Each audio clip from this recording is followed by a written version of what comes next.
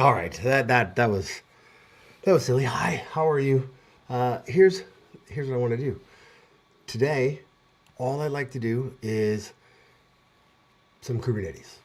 This is it's gonna be fun. It's not gonna be like hard or crazy. There's nothing. It's really just like let's get through the steps to go build a Kubernetes cluster on some really cheap hardware, and that's it.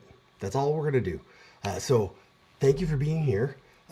This is yeah, it's late. It's a new year. Maybe you got some Raspberry Pis sitting around, right? They're not expensive. What I'm gonna do is I was trying to get this other camera set up. I'm gonna try that for one more sec. But as I do that, I'm gonna pull up some things. I'm gonna try to clear out stream room, and maybe I will even see. I just started a stream. Want to hang out for a bit, like not even an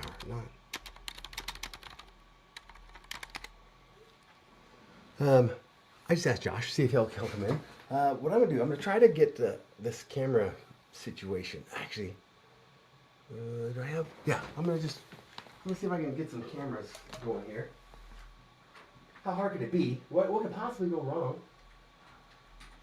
And then while I'm doing that, I'm gonna ask that maybe you let me know how the audio's going. Not like when I'm away from the keyboard, but let me know how audio's going. How's the camera work? Is camera okay? Does it sound all right? Because I got a whole bunch of new toys. Can you hear the Raspberry Pis? The fan in the background. I'm gonna unplug some stuff and I'm gonna plug some stuff in. That was probably really loud when I'm right up against the mic. We'll see if I can get another camera going. So I'm gonna hit present and I'm gonna say extra camera, and we'll see if we get one. Then this might like break everything. Let's see. We're gonna try this, and it's gonna be fun. But if you're here, say hi.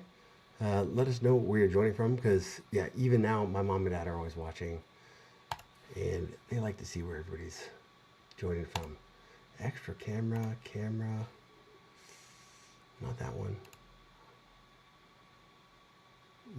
Where's that one? That one's up there. Why didn't this other one show up? Oh, because it's not on. There we go. I bet you it'll show up now. Got all sorts of stuff, but I don't really know how to use it all. All right, extra camera. There it is. Okay, we're gonna bring this one in, and we're gonna try to make it look good. I'm gonna bring this in at like a 720. It doesn't need to be like full on, but I want to show the stuff. So let's add this and let's see if we can get a better angle. I don't know what it.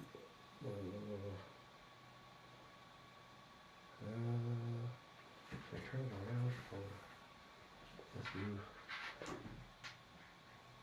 Let's do it like this. Let's slide. And I'm giving you all the insights. You're gonna get to see all the stuff everywhere. I gotta turn the thing around. I could have done this off camera. I could have done this offline, but what fun would that have been? That would have just been like more time. Oops. So here. There, that's not like too bad. Right, here's the little network hub. You're right over top of the fans, but this is a cluster. So there's 4 Raspberry Pis here. So all I've done is I put this case together, and I did an install, so everything got installed. But I did that while I was on a different vacation. I did that, yeah. I used the network over my phone. So what we're gonna do now is we're just gonna turn everything off, because I said I wanted to start from 0. Like having a cluster up, having computers up, that kind of feels like it's cheating. So what we're gonna do is over here, I'm gonna take the disk out. I'm gonna take this SD card out, and we're gonna get started. So this is the step 1. what I realized is these things, these discs, the big cases for these are actually really valuable now because now I use Macs. I have MacBook Pros. Let me show you. I grabbed these from, these are 128 gigabyte cards that I got from Micro Center. I don't know if you can see that on there, Micro Center. So this is my full bill of materials. I bought 4 of these cards. I'm going to take this SD card. I put it into the little wrapper case here. This is how you get them. They come in a box, or they come in this little thing, separate. And I'm going to just stick it in there, and then I'm going to take this thing and I'm going to stick it into my drive. I'm going to stick it in to my computer, because the Macs these days have a little slot.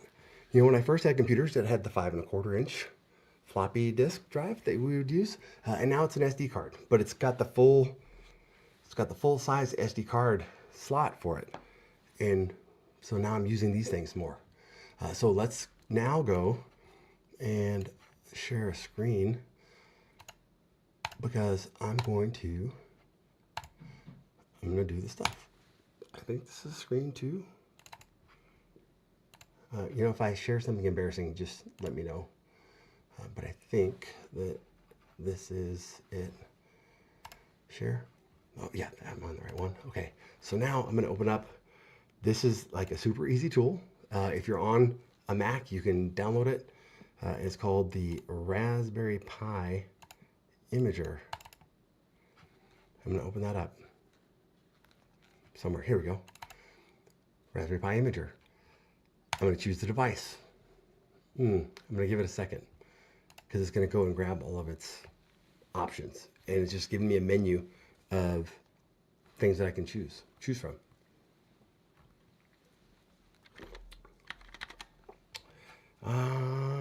Right on. Josh is in bed already, so he won't be joining. Wait, why is this not? I ran into this the other day, and I feel like it was because I didn't have the internet. So I'm going to just do this again. Just joined. What is the workflow we are building? So I'm going to I'm setting up from nothing. All I have is those Raspberry Pis, like right here. Those are 4 Raspberry Pis. I'll do this. All right, it's just a rack of 4 Raspberry Pis sitting next to a switch, little Ubiquiti switch. And so they're unplugged, because we're starting from 0. So there's nothing that's installed. I've just put in this disk, and we're going to try to put Ubuntu on it. I like to start with Ubuntu for reasons, because I do a lot with Raspberry Pis. So let me try this again. Raspberry Pi Imager. Choose device. See, I did this on my laptop, so maybe I just need to update. So let's do the brew update. I'm pretty sure I installed it with brew. And I'll show you what I'm doing. Here, let me get a browser. Because you might want to do this, right? We want the Raspberry Pi Imager brew install. So what I'm going to do is go grab this, and I'm going to grab this command, because I like to have things done with brew. But you can go grab the Raspberry Pi Imager, Raspberry Pi Imager. You can download this for the other operating systems, right? So you can download it for Ubuntu or Windows or Mac. All right. Oh, and yeah, you can install it on Raspberry Pi OS. But I'm gonna go do this brew install, because I have homebrew, and that's what we're doing. Okay, I did my brew update. I had some things. So let's get that cast going. That's it. We're just going to get the latest version of this Imager. We can see that this is 1.9.0, and I was using 1. Oh, it finally did download the things, but too late. We're going to quit this because I want 1.9.0. So get the latest version of the Raspberry Pi Imager. This is like the hardest thing. This is the hardest step of setting up Kubernetes. All right, so hey, it's already got an app purging files. So let's get rid of that rf applications, right? We don't want that. Get rid of it, and let's do it again. It's that easy. I want the latest version. I want to be on the latest version of everything that I do. You know what else I want to do? I want to have some music on in the background, but I know that that's a whole other thing. But if you're here and if you're willing to help me out, I would like to put on a little bit of background music. Okay, so now we've got the Raspberry Pi imager installed. So now I've just clicked it over here in my manager, and it says, hey, you downloaded it from the internet. Are you sure want to use it? Yeah, I'm sure. Okay, so this is just it's just downloading its things, right? That's all that's happening. It needs to go and download that set. So look at, this is it. This is the one we're doing. I'm doing this just for you. So yeah, hang out. We're gonna walk through this. We're gonna get through a multi-node Kubernetes cluster. If you're just getting here, these are the Kubernetes Raspberry Pis that I bought just last week. I bought them a few days ago because I want to do something new, and I bought it while I was away from home, and here we are. So this is what we're doing. So if you've got Raspberry Pis and you want to play along, yeah, we're just getting started. So now would be the time. So let's do this. This is what we did. The Raspberry Pi imager. I went over here, and I'm hoping that there we go. We're going to use a Raspberry Pi 5. So this is just saying, hey, what kind of device are you trying to target? It's a Raspberry Pi 5. Now, which operating system? I'm going to go down here to other general purpose OS. I like Ubuntu. And I'm going to choose, I like to be on the latest and greatest, 24.10, except I want the server OS, not the desktop. The desktop, it's for running desktop apps. You get a UI, you get a window manager, and those kind of things. I just want the server. So I'm just going to grab this one. Server OS for Raspberry Pi 0, 2, and 5. So it's a 1.1 gigabyte download. Now here's the tricky part. The storage. I don't want to store it on this. I don't know where that is. That's from Eve, right? That's the other cool thing that we do on the edge. But we're going to use this one, this Apple SDXC reader that I just plugged into my device. We're going to use that one, that 128 gig. I didn't need 128 gig, but to get this speed, that was the smallest that they had. So this is the tricky part. I'm going to go and edit some settings. So my keys are in here because I'm going to set it up so that I'm providing my public key, and I'm going to set it up with some default passwords, but I'm going to show you. Anyways, I'm going to just slide it over here real quick. And I'm going to put in some values. And the values, I'm going to say coffee soft, and we're going to call this 0. Coffee soft 0. We're going to put this on the bottom. And I'm going to set a username and password. Here, I'm going to remove some of these things that I don't want in there. I don't want to have my LAN, but I want to just hide the things so I can show you what's going on. And there. Okay, so now I'll bring it back. Oops. I'll bring it back over here, and I'm comfortable. We're going to, I hit edit settings, and this is what we see. We're going to give this computer through this disk, we're going to give it a host name. I called it coffeesoft0.local. That makes sense. I'm giving it a username and password that I can log in. I don't have to do that because, yeah, I'm doing the locale. I'm in Kansas City, so I'm going to use these. But I'm also passing, see, I shared too much. I shared a public key that I'm passing in. And that's going to allow me to SSH. So have that public key ready. I've got the private key, but have that public key ready so that I can log in. And I'm doing this out of the box. So I literally am putting this disk with Ubuntu with some user information and some keys so I can log in via SSH. I'm putting that in, and that's how I'm getting started. So please share the links for the accessories link to buy this. The whole setup is possible. Okay, let's do that. I'm going to apply these custom settings. So now this disk is going to, on the operating system, going to say, oh, I'm CoffeeSoft 0. And I'm going to allow Deshaun to SSH in. And Deshaun has a password. That's all we've done. No Wi-Fi settings, no nothing else, again, because I'm going to be plugged in.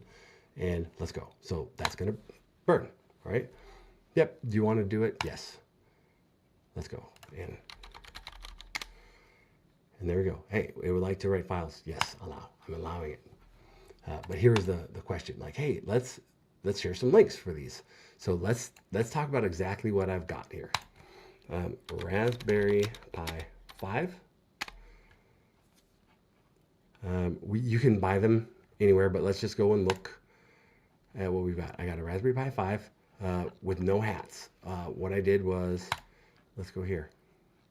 We can buy, I bought the 8 gigabyte version, but I went to Micro Center to buy all the things that are over here. I bought everything at Micro Center, not Micro Center. They're not paying for me. That's just where I bought the things. So let's do a little board here. Excalibur is my tool that I like to do. Let's do a new scene. And here, so bill of materials. I got 4.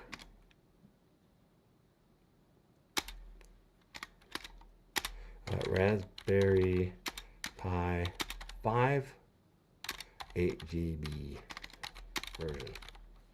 Then I got 4 SD. These are the Micro Center. Yeah,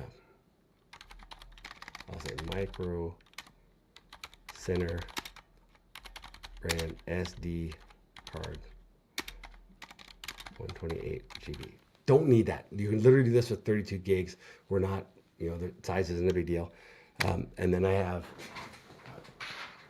these. I'll tell you the exact. These are the USB, right? Raspberry Pis are USB powered. So when you get the Raspberry Pi box, it doesn't come with the power. So the cheap box, you just get a board. And in the board, you stick the disk, and then you give it power. So I've got power, and I'm using these, and I'll tell you the name of them in just one sec. I'll go grab the link because I bought those on Amazon. But I bought when I was on vacation. I bought any, like the high wattage. Oh, these are hot now because it says right there. Whoops, hot now. So let me just find that link. Hot now USB-C cable. Found it. These are the exact ones. But I bought 5. I bought 2 6-packs, but we only need 5 of these short USB-C cable, right angle, hot now brand. Yeah, from Amazon. And I'll put the link here. Let me grab the share link. Where is that? Buy now, share, add to list. Where's the little share button that I'm looking for?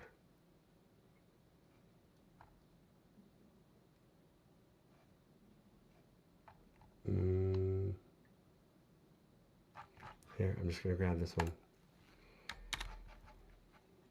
And I'll put it there. Zoink. Yeah, it's long and ugly, but it's there, so you have it.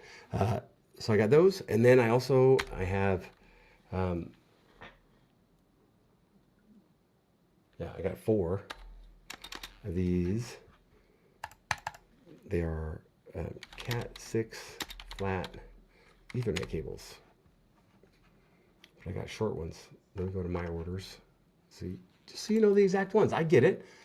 I want to use the exact same stuff that others are using, so that I know that it works.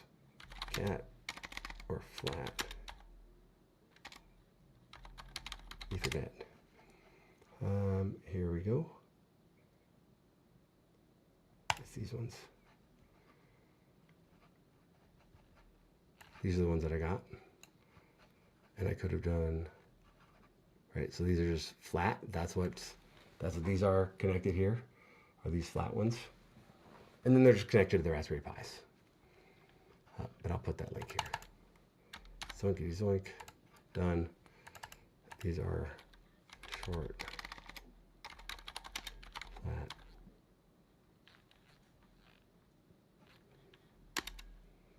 Ethernet cable. Amazon, and there's a link. Right, that should work. Yeah, Elican Cat 6. 2.5 pack. Done. Hello. There you go.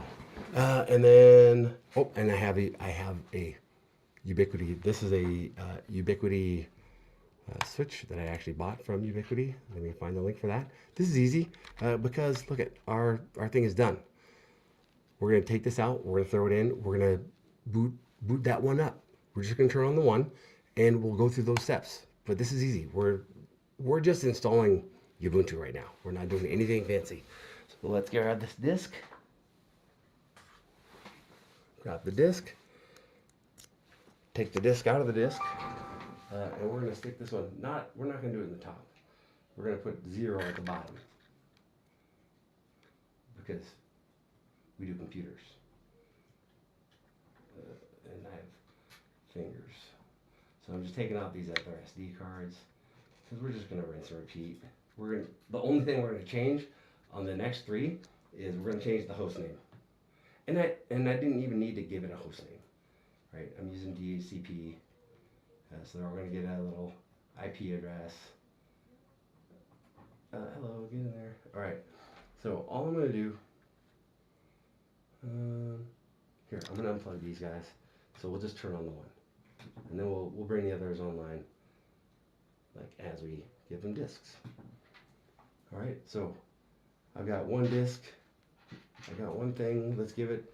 I'm plugging in this USB port, but I'm going to show you this as well. So I've got all of that, the network device, the Raspberry Pis, they're all just plugged into this USB hub. Could you see that? This is just an Anchor USB hub here. All right, so let's keep going. We have a disk. We're going to let that boot up, but I just wanted to do the rest of the bill of materials. Let's just get that done. Because I used Anchor,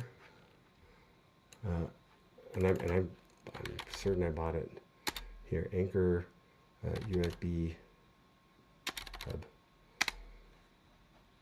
in my orders. Buy again. Please hold. Here it is.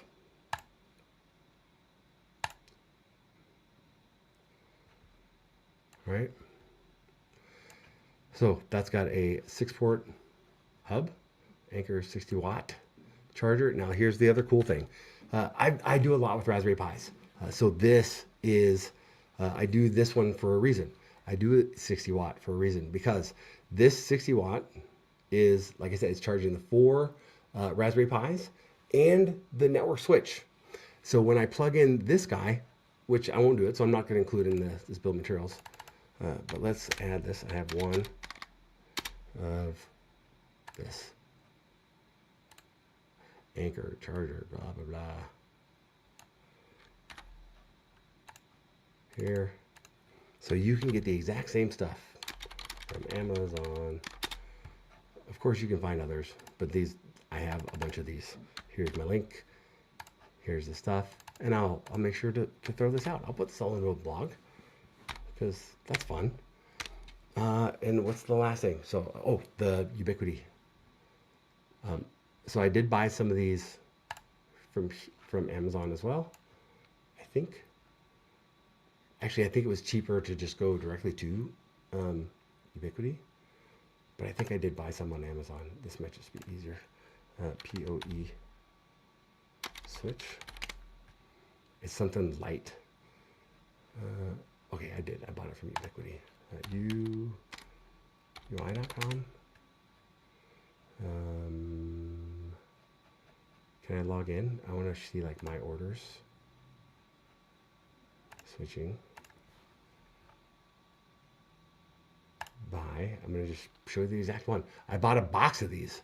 Hey, consider getting some Pi blades. Interested to see how this is. It's going to turn out like, it's going to go awesome because I've got in here, I've got hundreds of Raspberry Pis. I've been doing Kubernetes on Raspberry Pis since Raspberry Pi 3s have been out. So even before the 4s were introduced, I've been running Kubernetes on Raspberry. So this is going to go easy. It's going to go hundreds, yes. About 100, not multiple hundreds, but about 100 Raspberry Pi devices here. On my desk, I have I have these three, and then just right around here on the camera, here's another 4. These are 4 that I just purchased. Those are Raspberry Pi 5s. They're, yeah, you just have to come back. You have to trust me. There's about 100 Raspberry Pis within 15 feet of me. All right, so the last thing I'm setting up is just this little cluster. I have a little Flex Mini. Here it is. Here's the link. And I bought the 5-pack. Here we go. So I have a bunch of these little Flex Minis. That's what this device is right here. It's a little Flex Mini. So it also takes the USB-C, on this side, USB-C power, using that same USB power cord. And that's what I'm using to power these Raspberry Pis, to get networked to these Raspberry Pis. But all of the power is coming through that anchor, through that USB hub. Because on the other side of that anchor, if I plug in an outlet that has power meter, I can show exactly, here's how much power this whole thing is drawing. With the switch and the Raspberry Pis, they're all drawing from that same outlet, that same power supply. I can get a really good idea of how much power that entire cluster needs. So here's the last thing. I'll put this link here. It is a Flex Mini, and I bought the 5-pack Flex Mini, but we only need one for this project. This is my bill of materials. We're using the Flex Mini switch from Ubiquiti. Right there. Okay. So there's the bill of materials. So that answers here. That's everything. Raspberry Pi. Yes. That's all that we need. And even if we were to put some like dollars here, right? These were here. Let's do it this way. Let's do $1.60. I think they were each, or 69. I was in Texas, and the cards were 10 or something. I don't know. Like, you don't need fancy cards. The USB-C cables. Like, I'm just trying to put like a dollar amount on this. Hello. Let's see what it is. Right. So what did I do? Let's go grab that whole thing. Hello.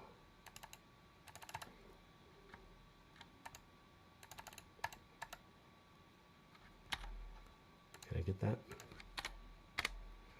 All right.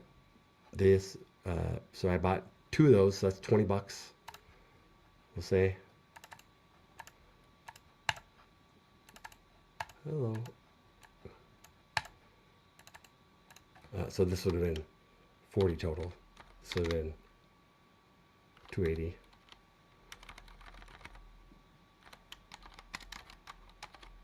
This is USD, right? These were how much? Oh, that's my stomach. Another 20 bucks. So all in all, what am I getting out of this? I'm just getting another cluster. What was this one?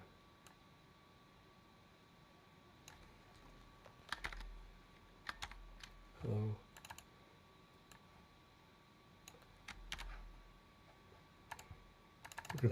We're gonna do some quick math. Anchor, charger, 6 port USB. It's kind of like that, but let's go to our history.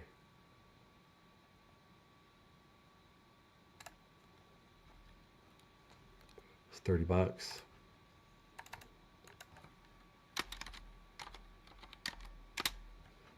and the mini switch, one of them is 30 bucks. We can do that math. So, oh, and sorry, I skipped one spot because I have this case, right? This case that I bought. The case, I bought it from Micro Center. Let's see if we can find it. Microcenter.com. Let's just see. Let's see if we can find this Raspberry Pi 4-level case.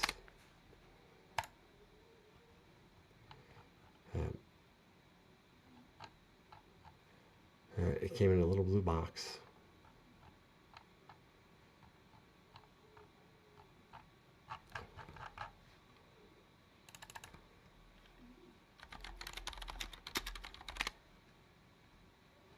Here it is. Boom. 4-layer. 38 bucks. Let's put that up there. And the case. So now that's everything. That is everything tip to toe.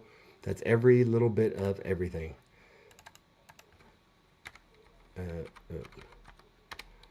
One, is it 38? $38. Uh-oh. 38. And the thing is, we've already done the hardest part. It's installing. This is a Micro Center 4-layer Raspberry Pi case. Just for looks. Here's the link. And yeah, so what's our total? 280, 320, 40, 60, 70, 80, 90. 420, 458, right?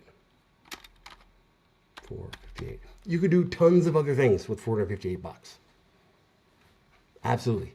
But I got a Raspberry Pi cluster. And what does that have? That Raspberry. Each of these Raspberry Pis, not just 8 gigabytes. These are 64-bit, right? Yeah, it's 64-bit. I believe that each one of those has 4 cores. So it's 4-core 64-bit processing. So across those 4, I got 16 cores for processing, and I got 32 gigs of memory to do stuff with, and that's fun, right? That's enough. So yes. So Tyler, sweet. Considering buying some Pi, like you can do this. You can buy the Pis. You can buy the little devices, just the compute boards too, which I believe I have one right here. This is another, this is the Rock chip, also ARM64. You can do that as well. So you got tons of options. And the cool thing is you can run Spring Boot on these. You can put enterprise grade, production ready Spring Boot on these, and that's what's really, really exciting. So yes, I do have hundreds, and it is holy guacamole. I'm glad that you're here. Question, what's the biggest Pi cluster you've put together? I think it was 16. I think it was 16 nodes, and it was a combination of 3s, 4s, and 5s with just Raspberry Pis. So yes, I do enjoy Excalidraw. So the fans come with that case. So the fans that are there, they actually came with this. So this, you can see it has the case. The case has the fans provided. Good question though. Do you stream on Twitch as well? Yes. So I'm streaming on there right now. So yes, and I like Twitch. I like streaming on Twitch. I like streaming on Twitch when I'm doing things, when I'm planning more. I like to do, I like the interactive things that you can do with Twitch. So when it's just me like hacking and building things, I'll usually just be on Twitch. Like if I'm not trying to do something special, this was a request. Yeah, Karen asked, like, hey, can you do this? Karen right here asked if we could just show Raspberry Pi running multi-node Raspberry Pi on Kubernetes. So that's what we're doing. I'm doing this because I was asked to. So this, I'm trying to do it. I'm trying to go quick. And I know we're already at 38 minutes in. I didn't want it to be this long. I want it to be easy that you can just kind of like boom, boom, boom. So maybe afterwards I'll edit it and just kind of give you the important bits.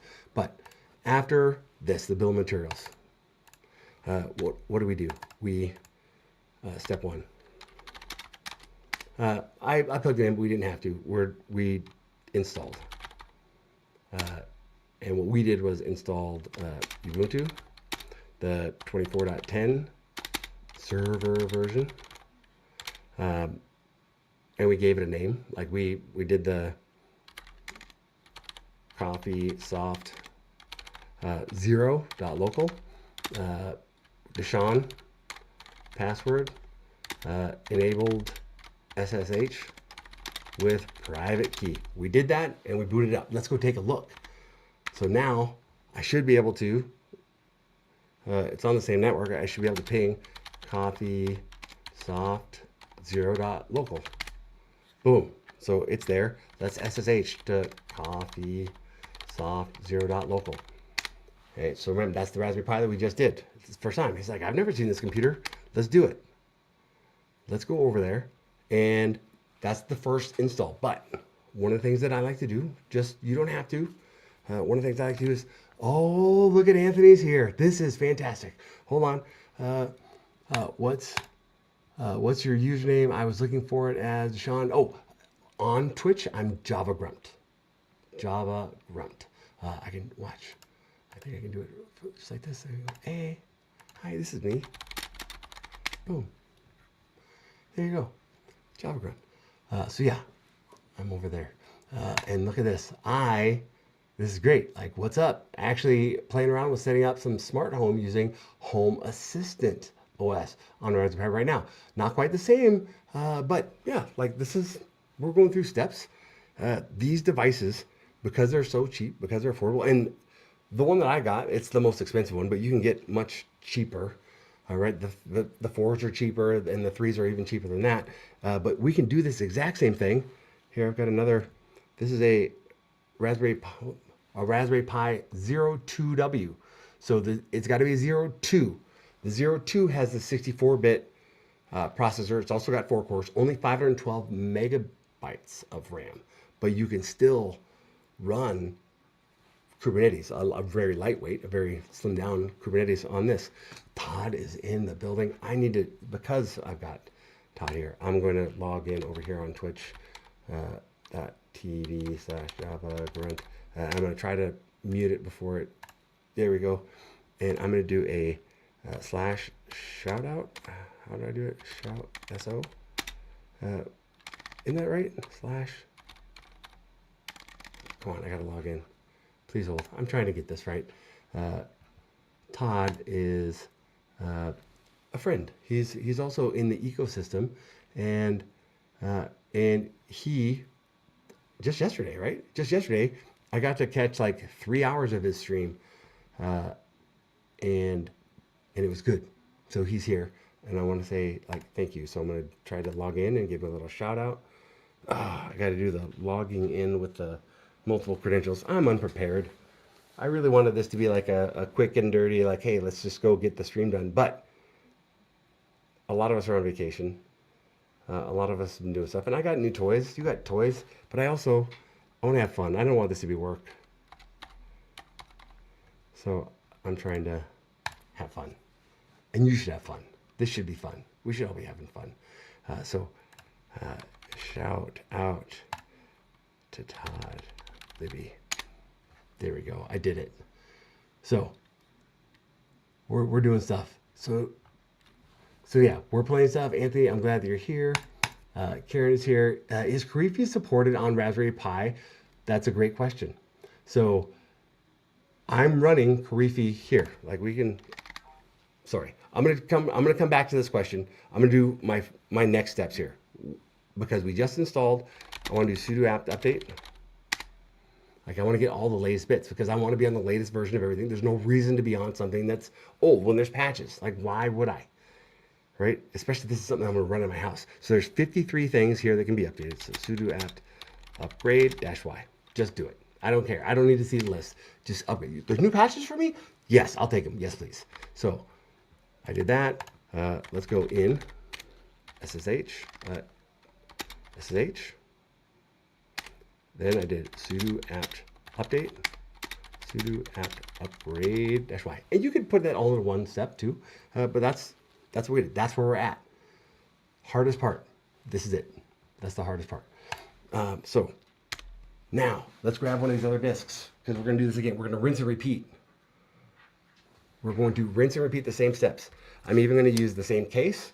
I'm going to take this other disk, another SD card, 128 gig SD card. Doesn't need to be 128 gigs. We can do this with a 32 gig card. Right, that's what I have over here.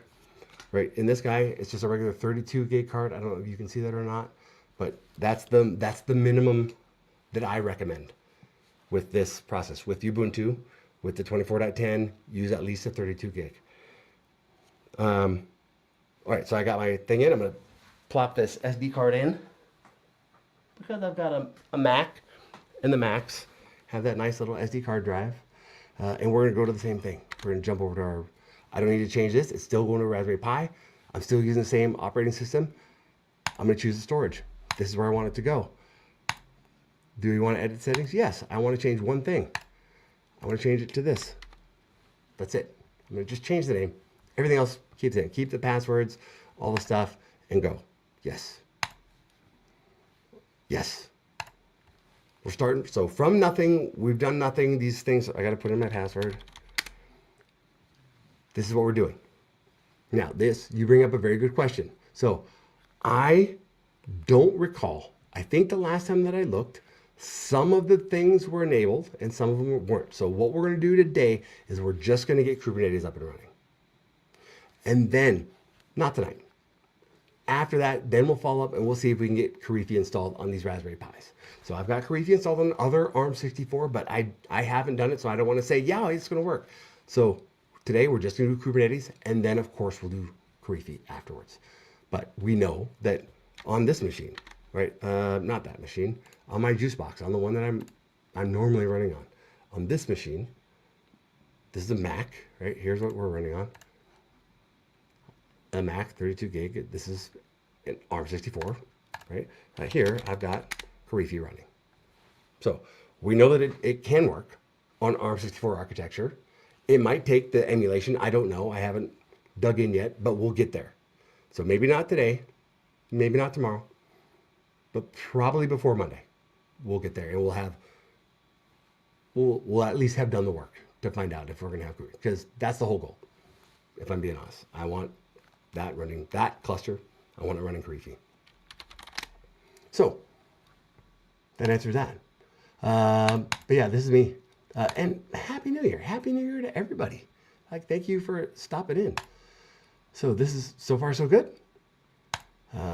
Yeah, I said, hey, this is Todd. I'm glad that you're here. I really, really, really enjoyed our conversation, or your stream yesterday.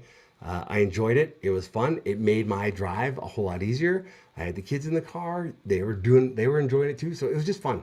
So thank you for that great stream. Again, I gave you a shout out, which was awesome. And thanks for being here. And you are a moderator, right? Yes. Right? That's what that means? Yeah. Perfect. Yes. Yeah, and there. Here. Yeah, Kieran's here. Psalm 2 says, I am not familiar with Raspberry Pis. Can one increase the RAM size using an SSD? So the RAM, no. But like disk, yes. So I put in a 128 gigabyte disk drive in these. That's what it's getting. So it's effectively, even though we're just using an SD card for its disk drive, the RAM's is 8 gig. Actually, now that you say that, there is a way. See, I'm just full transparency. I work for a company called Broadcom, and Broadcom recently purchased a company called VMware, where I worked.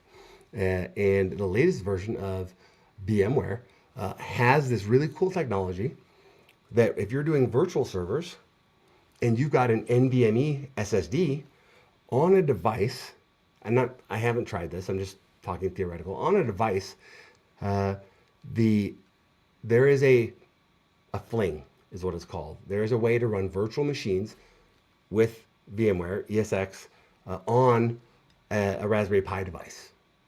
So that's been around for years. It's not like a commercially supported thing. It's a fling. It's a community thing.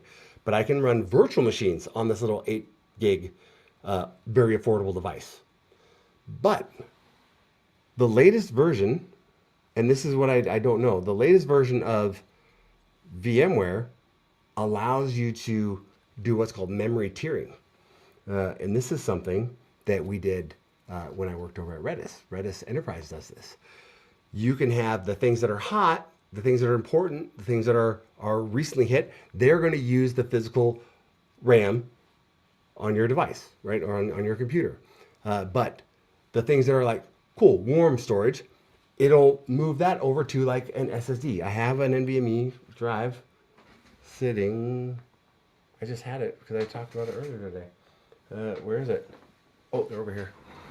I just happen to have 4 of these NVMe SSD drives.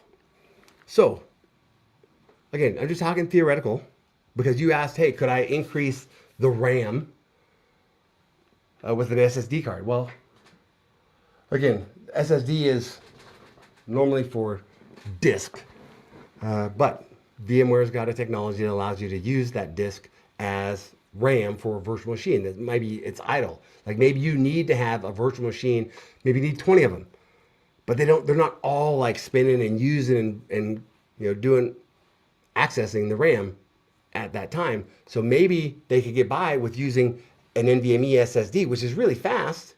I mean, it's faster than computers that I was growing up with, and it's going to be, it'll act like RAM. So you can say, oh, I would like to use some of that SSD as RAM for one of these virtual machines, but you have to have the virtualization in there. So I know that was a roundabout answer, but it was a good question. And yeah, there you go. That might be something worth trying. And actually, I'm gonna, if you don't mind, I'm gonna put that in my notes because that might be something fun to do. So this is a question. We'll put it over here. From Hamto Yu. And if I hope I said that right. Can one increase the RAM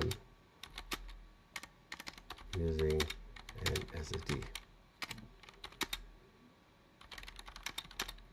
If we could do tiered memory with the fling, with the ARM 64 fling on Raspberry Pi, because that would be really cool.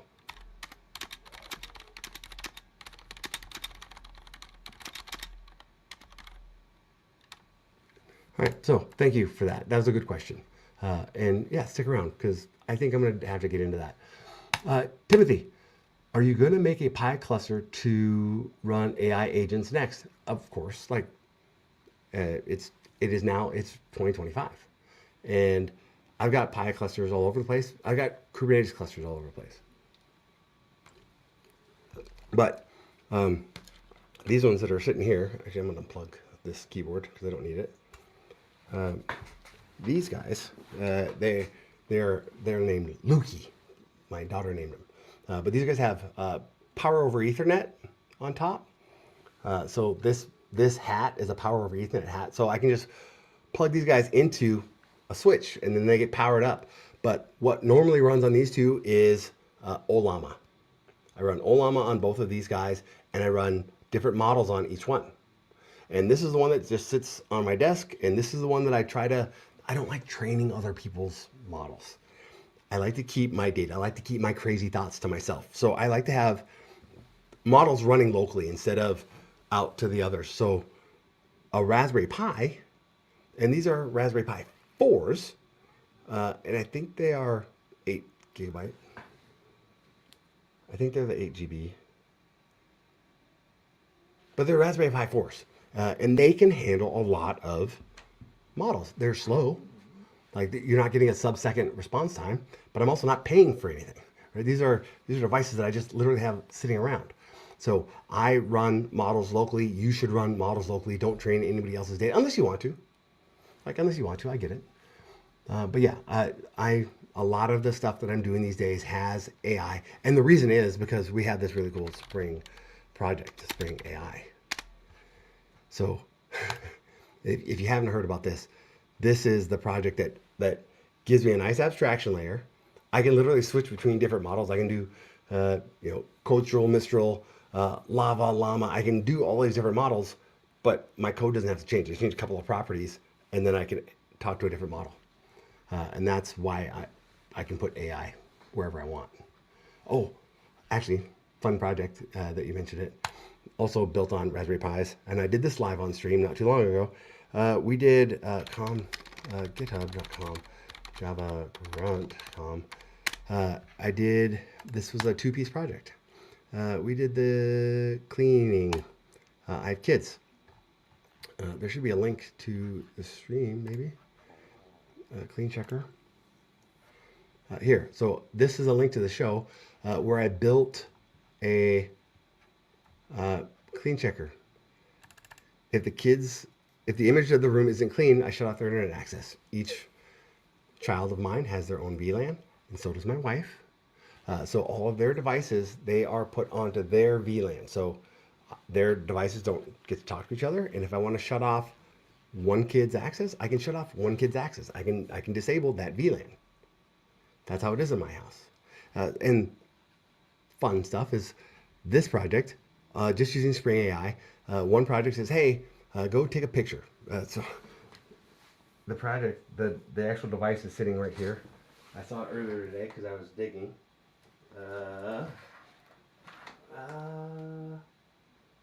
It's in one of these boxes. But I don't see it at the top at the moment.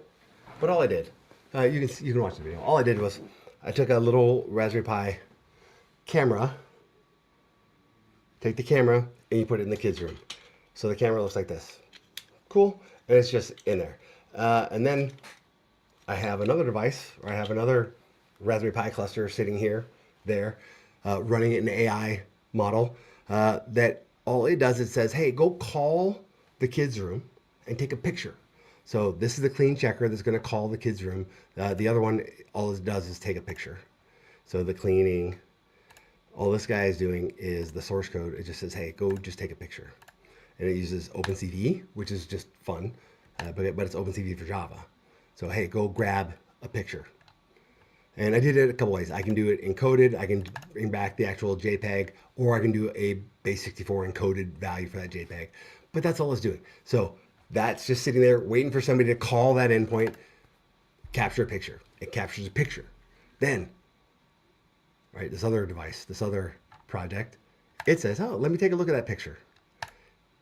Let's go look at that. This is all the same stuff, and this is all stuff that you can run on these little cheap Raspberry Pis, right? The camera can run on a 32 or a 512 megabyte. This is like a $15. Like the case, no, $20 because of the camera. $20 plus the case, plus the device inside and the SD card to run the code. This whole thing, $20. And you can plug it into basically any USB outlet that you find in a kid's room. And then this guy goes and just calls those different devices. And what does it do? It just says, hey, let me go and call. Right? Let me go call some endpoint. It has a...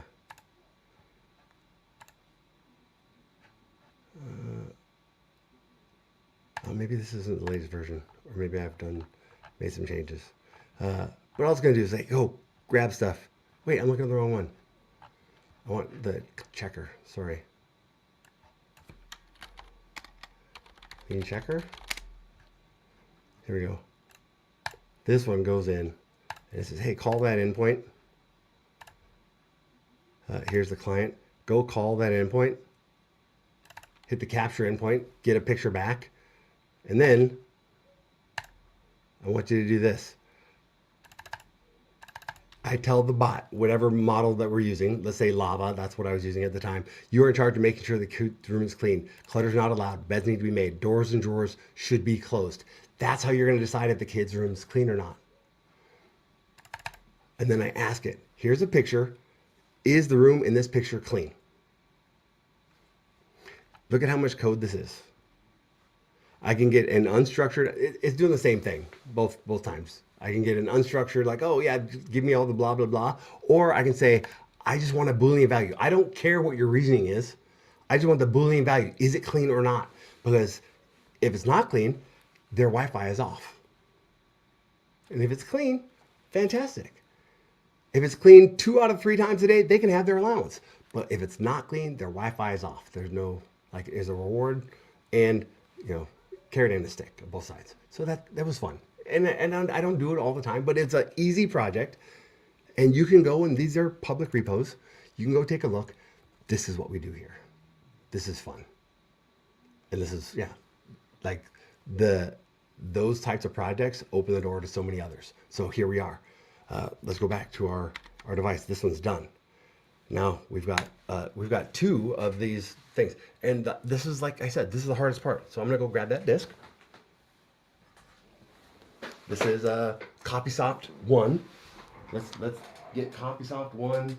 I'm over here on the camera. You can see that. I'm putting in the disk for this second from the bottom, because 0's on the bottom. I'm going to plug in. There's one. So I'm going to plug in. I'm going to use this one. Just kind of keep things semi-ordered, right?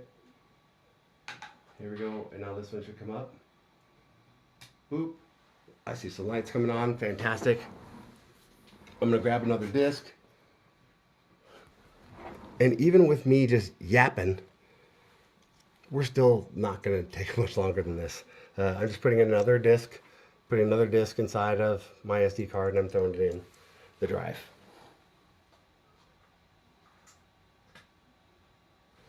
We're going to do the exact same things. Yes, it's still another Raspberry Pi, still the same server. We're going to choose our storage. Here it is. Next, we're going to edit the settings because we're now going to do 2. We did 0, 1, and 2. Save, go. That's running in the background. Yeah, go ahead and continue. Oh, I gotta give it this password because security, right? And then here, this is 0. It's done. That's it. That's all I need to do at the moment. So let's get out of there. And then let's do the same thing. Hey, is this other one up yet? It's there.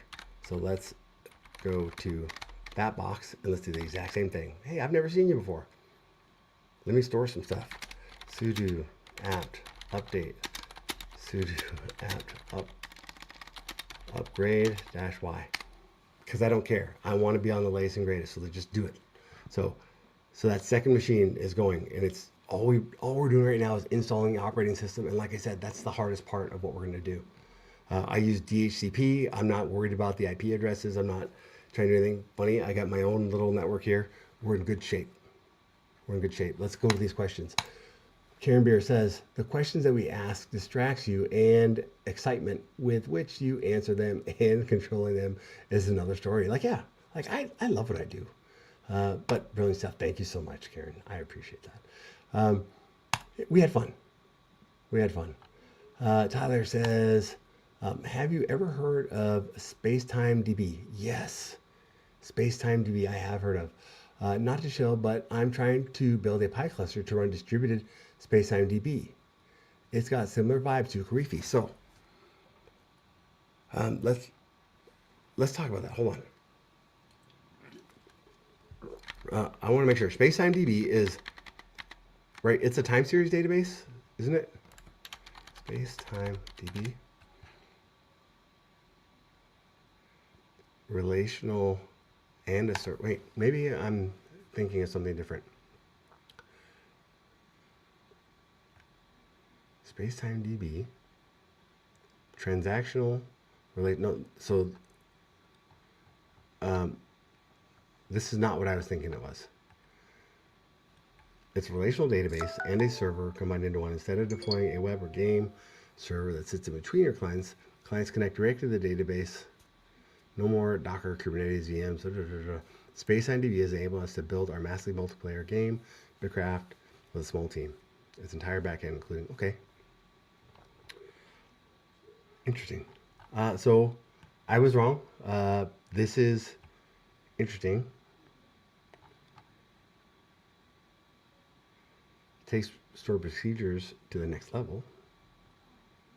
Whole app directly into the database. Okay. Okay, interesting. Relational database environment. So that's cool. This is I'm gonna put this up. Spacetime DB. So one thing that got me here was this. Do I have other options? No. So this is probably not going to be my cup of tea. I'm a big fan of JVM, Java languages. So I might not be going too deep into this. But I am a big fan of distributed databases. I'll say that. And when I'm trying to do distributed databases, yeah, I told you I'm a big fan of Redis, but I also like CockroachDB, a distributed transactional database. Gemfire is another option. Yugabyte is another option. I'm a big fan of distributed databases. In fact, let me show you something. Let me tell you a little bit of something about me. This is me. And in my house, my children will never deploy active passive. I don't believe in it. We don't do that in our house. We are active. That's what we do. So whether it's transactional or eventually consistent, we just don't do active passive. We are active. So that's a little bit about me. So yeah, good. Thanks for bringing that up. It's cool. Something for me to think about. Any chance you worked with Eric Hoffman? The name rings a bell. But I'm not certain. What's the difference between that and disk swapping? Between that and disk swapping. Remind me where we were 20 minutes ago. Disk swapping. What was I doing? I'm booting. I'm doing updates. What was I doing? What would I have been doing with disk swapping?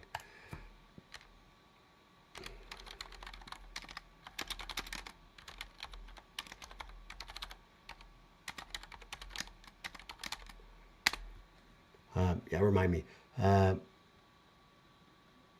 By the way, this is James. Oh, James. Fantastic. Okay. Thank you for being here. Yes. I hope things are well. You were working on...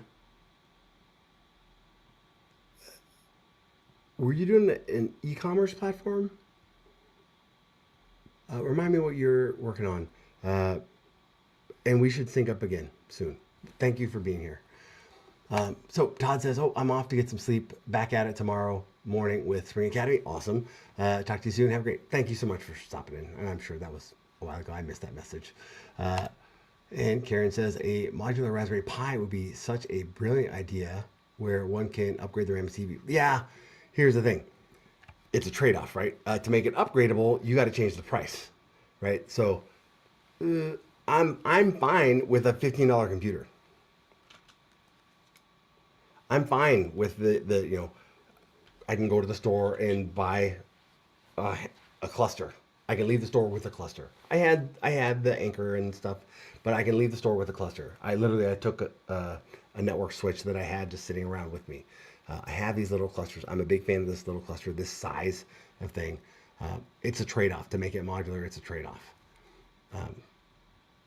But yeah, the other thing is like compute is changing, and it's not just about being modular. It's also about where can you put it and what is the ecosystem around it. See, the Raspberry Pi has been out for so long that the boards and the cases and things, all of the other competitors, they are designing their stuff to fit this footprint, the Raspberry Pi footprint. So the ecosystem becomes more valuable when you have that consistent sizing. So there's a lot of things that go into it. But compute is small. And we're just talking ARM64.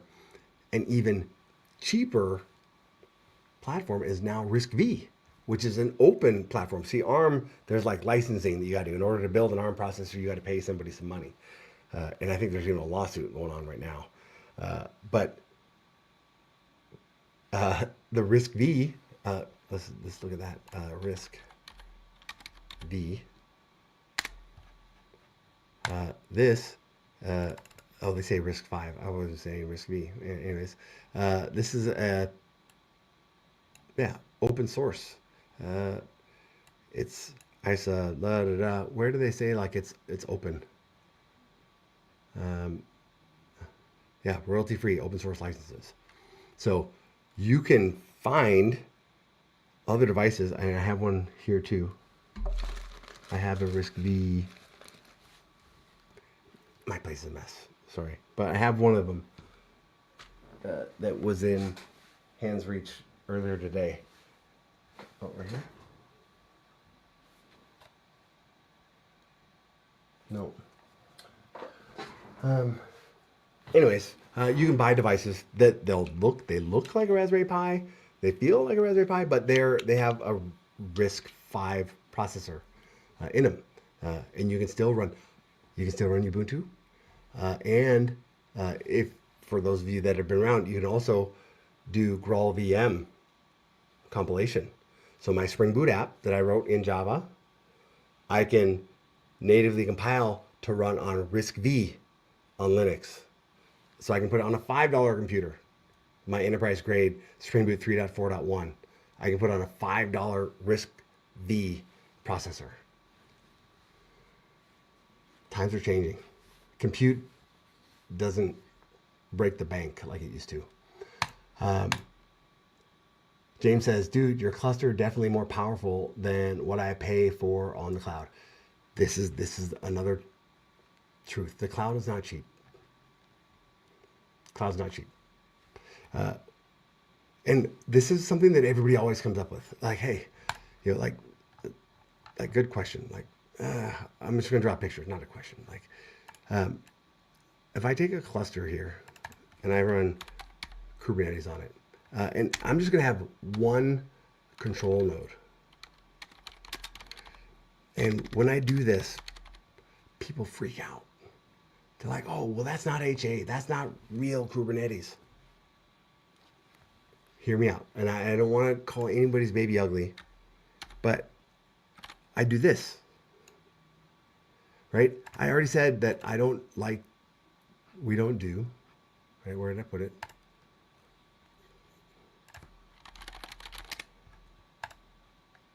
Right? I don't deploy active passive. Hello. We don't do that in my house. So when we're doing things, this is the way that we're doing it. And this goes back to kind of that multi thing. Like, let's say it's cockroach today. I'm going to run cockroach DB in both regions. In my house, I've got different networks. I've got multiple networks that come into my house, so I can have multiple regions, is what I'll call it. And this closet is a activity zone, or whatever you want to call it. Zone 1, zone 2. I have different places that are on different switches, different power, different network. So I try to be cloud-like. I've got some experience in that, in running data centers and what you do. So, but with all of this stuff, whether I'm running it on a Creefy or Knative or Cloud Foundry or whatever it is, my data tier is active. So when I do a write to something over here, my resiliency, it's not managed in this one little Kubernetes cluster just because you have more control nodes. That doesn't matter. I'm running the same workloads in different regions. on different networks in different regions, and the data is all the same. So I can run a small Kubernetes cluster on this small infrastructure, and I can still be okay. I can still be highly resilient, right? And with Cockroach, if I decide that I want to add another, I can do that too, right? And if I do this properly, right? If I set up my regions properly, like I put a cluster over my mom and dad's house, right? If I do this properly, I can have that 5 nines of reliability, right? Because one of those nodes could go away, and that's okay. I can route traffic. I haven't lost any data. This is a great way to live, and I can do this, right? What do we say? $458, and that's like overkill. Like I can run a boatload of stuff on that. You'll see. Stick around. Keep coming. Josh, earlier today, Josh is creating apps. I'm deploying apps, but it's all running on this Raspberry Pi stuff. And the power, we'll talk about how much power it uses. So like we're literally at scale. I can have, yeah, really, really crazy setups. And Spring Boot makes it easy. Spring Data makes it easy. So we'll get into that. And yeah, like we can do some side by side, and we can actually generate some like, yeah. Let's do this. This is just another thing for grins.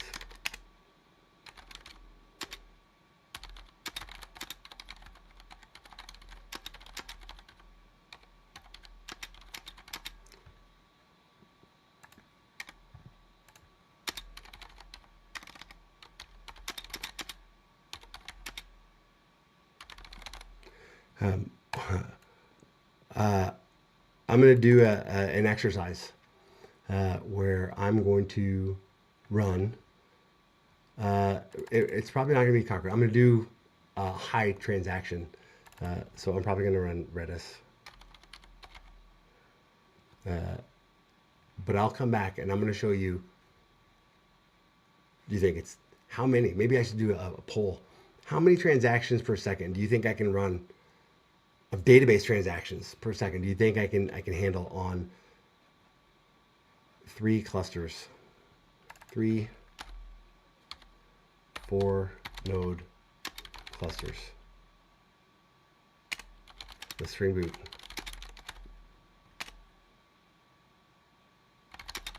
And Redis Enterprise. And I say I'll do it with Redis Enterprise because I know those numbers, but it could also be Gemfire. I think I get similar. But if I were to do this experiment tomorrow, this is the way I would do it. And I'm just thinking out loud here. This is the way I would do it. And I've got other clusters up here.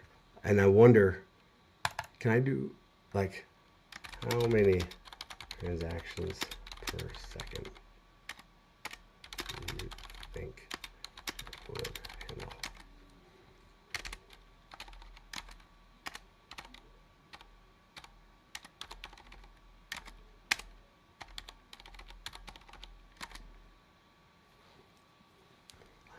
Like, what do you think? With 3 4-node clusters.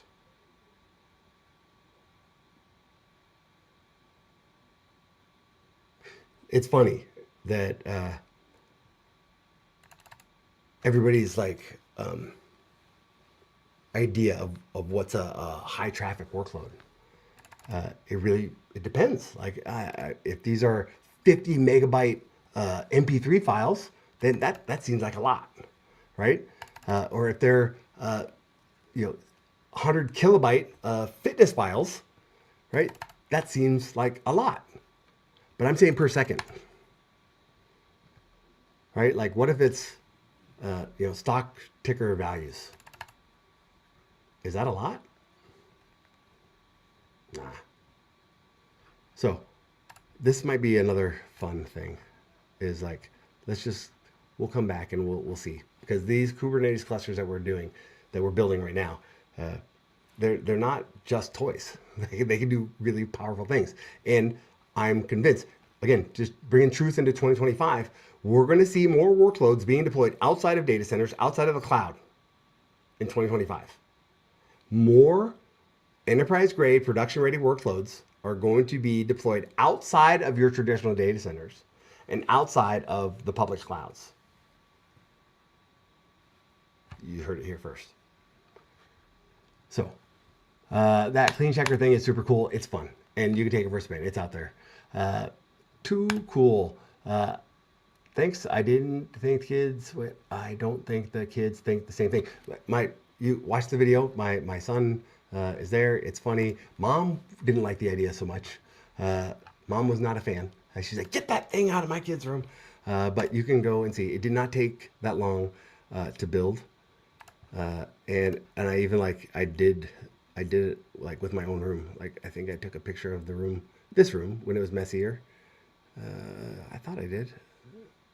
Yeah, there we go. So that's behind me, right? When it was messy, and then it just kind of it says hey, here's the result. The room is not clean. It's messy. Items scattered around, and a person lying on the bed. What? It thought there was a person lying on the bed, maybe. But yeah, it's fun. It works. It's fun. You can do it. Yeah. So that was a cool thing. This is cool. Automation with Capture. Love to see the setup. It's all there. There's blogs and videos. You can go check it out. So it's fun. So we were talking about expanding. Yes, expanding the RAM with SSD. I was talking about swaps. Yes, you can still use swap. That's still an option. Good idea. Yes, you were working on that. Capstone project. Yeah. Hey, Icon, I'm glad you're here. Man, I missed Icon. I gotta do that. Shout out. Icon is somebody that helped. I enjoy streaming. Icon has been streaming for a long time, so I looked at high production quality.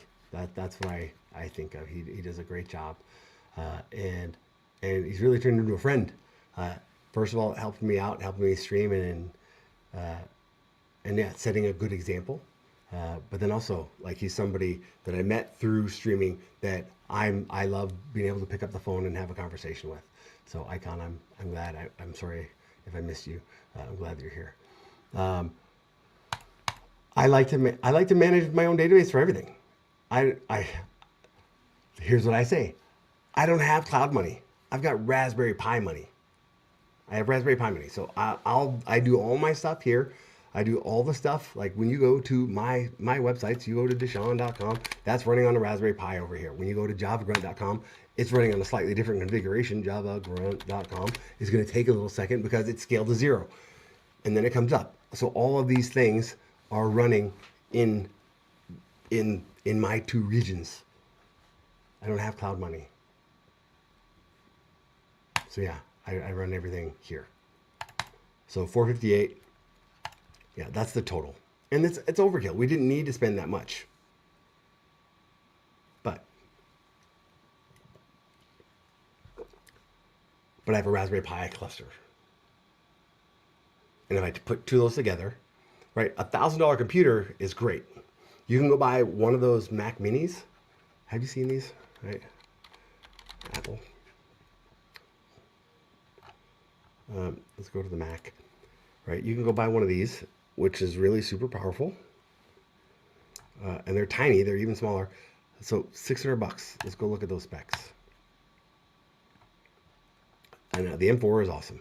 But that's $600. Gets you 10 cores of CPU, but also 10 cores of GPU. Now, what's on the Raspberry Pi is it's a combination. So not the same. So there's more in this. But in what I'm doing here, remember, I've got 16 cores, right? Because each one of those has 4 cores. So I've got 16 cores, and I got 64 gigs. And over here, it's got 16 gigs. So for this amount of money, yep, you got more GPU, and it's faster, and it's Apple, but for the type of stuff that I'm doing, for that amount of money, this is a better deal for me. It looks cooler, but I have more RAM. I like. I put in 128 gig. You know, I also have more disk effectively, right? And truthfully, I got more disk. I can put SSD, USB cards. I'm not doing that tonight, but I can put USB drives in these, and they can boot off USB and be faster. I can also put an NVMe drive on these Raspberry Pi 5s. So my little investment over here, I can compete with these guys. I can compete. And I'm throwing all the other stuff in, the networking cords, right? That's all included. The networking cord, the switch, that's not included in this price over here, right? I still got to go buy a switch and stuff, but I included everything. So everything that's needed to run this cluster, except for the electricity and the network, right? I have all the networking cables are included in that list. The switch, the port, right? Here, that's the switch that I talked about. There's the USB, and all of it is powered from that one USB hub. So when I'm talking like, if I've got an extra $458, I'm probably buying one of these. That's what I do instead of one of these. I can compete. It's legit. So, shake your head. Oh yeah, Icon. Doing the stuff. So, did you run LLM in your Raspberry? Yes, I do. I run LLMs on Raspberry Pis. Yeah, we can get into that too. Oh, Alexander's here. Thanks a lot for the video, Deshaun. I just got up, and I will have a look at the whole stuff later. I've been talking too much. This video shouldn't take more than 30 minutes, but I've been rambling. These are good questions. I got them on Black Friday for 500. What did you get on Black Friday for 520? Oh, you got SSD cards on Black Friday. Awesome. I should have purchased. Yes. ¿Por qué no los dos Pi and Mac mini cluster? Out of curiosity, what do you think about the Nooks? You know what I think. Hold on.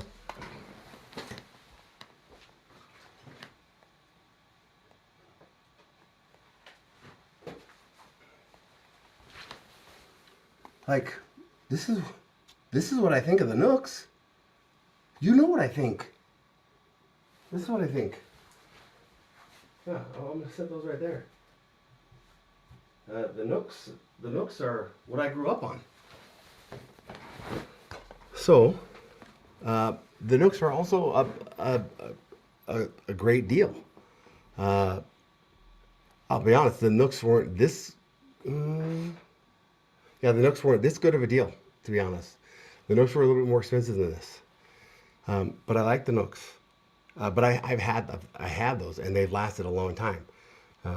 And those Nooks are where these SSDs are going to go. So these SSDs that I've been showing off for a long time, I still haven't unboxed them. These are going to go into those Nooks because of the tiered memory stuff that I talked about. I'm going to hopefully turn that into a really nice, commercial version of Cloud Foundry. So yeah, awesome. I'm glad you're here, Icon. Glad you're here. So yeah, the Mac Minis. I've got lots of Macs here, but I was just kind of like doing a comparison. Like, if we're talking $500, $500 goes a lot further than it used to. Now, the other thing is, if I, instead of doing this, like with the $500 right ahead, 4 Kubernetes clusters, I can do this. I can do a 2 Kubernetes cluster in one region, and I can do another 2-node in another region, in another part of the house, or at a friend's house, or at Icon's house, and I can have a 2-node cluster with, it would have 16 GB and 8 cores.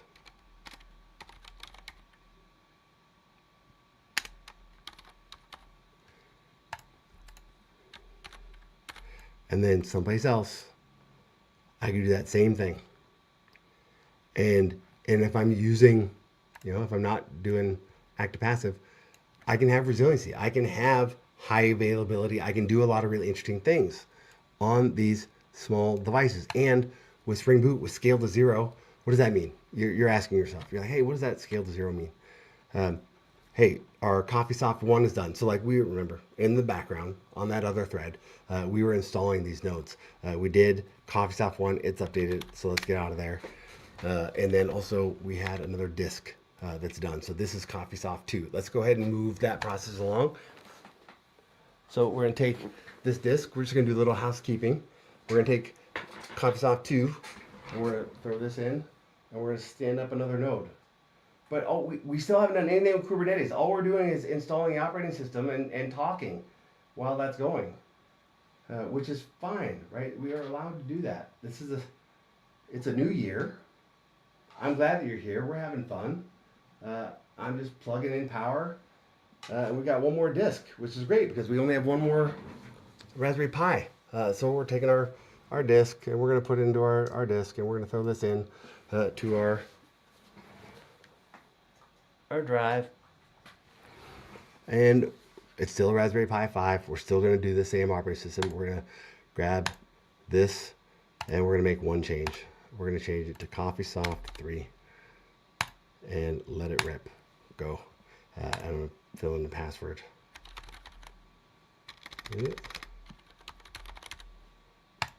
Okay, and now that's going.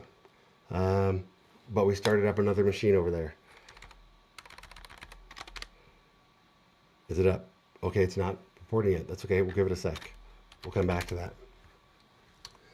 that. ChatGPT must be spying on me and told YouTube to put you in my feed. I have only Beagle Play and Raspberry Pis. That's awesome. That is awesome. That is super cool. So yeah, like ARM64, like the background.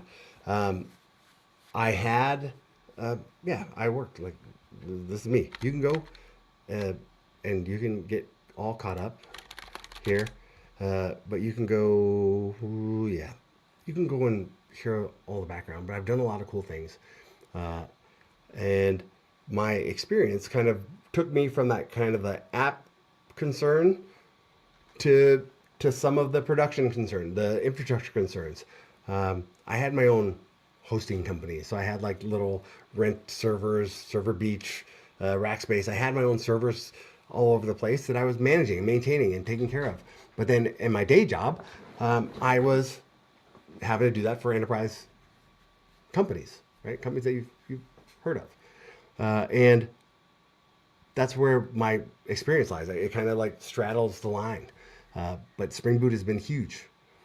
And yeah, while I was doing that, I got to do Cloud Foundry. Cloud Foundry is amazing. And I had Dell R710s in my basement, many moons ago. And those Dell, the big, like, the big server class data center machines that spin up and they're loud and you can't hear yourself over the fans. But I had that. And I had that consuming a bunch of power. And then on the other side of the same room, I had those Nooks. And those Nooks were doing the newer version. It was vSphere 6 and older versions of Cloud Foundry running on the R710s. But vSphere 7 had come out, and vSphere 7 was running on the Nooks. And it was vSAN, and it was all SSD everything all the way, and it was awesome. And and then I wasn't doing that anymore. I went and I changed roles for a little while, and I was done with the R710, so I got rid of it. And at that point, I said, I'm just going to convert everything to ARM64. I switched everything to Raspberry Pis. So got rid of the R710s. I kept the Nooks around because they're tiny. They're still small power footprint. And it works. But the Nooks haven't been plugged in as often. And the way that my home lab works, the way that things work around here, if you're familiar with like that meme of the guy that's always working on his old hot rod, like during the week, it's in the garage and the hood's up and he's in there, doing stuff. Like that's me. But on the weekends, right? During the week, I'm always like flipping around and changing new stuff and changing the oil on my home lab. But on the weekends, I take it out and I go fast around the corners. That's what I do. But it's always changing. I have all sorts of devices and it's fun.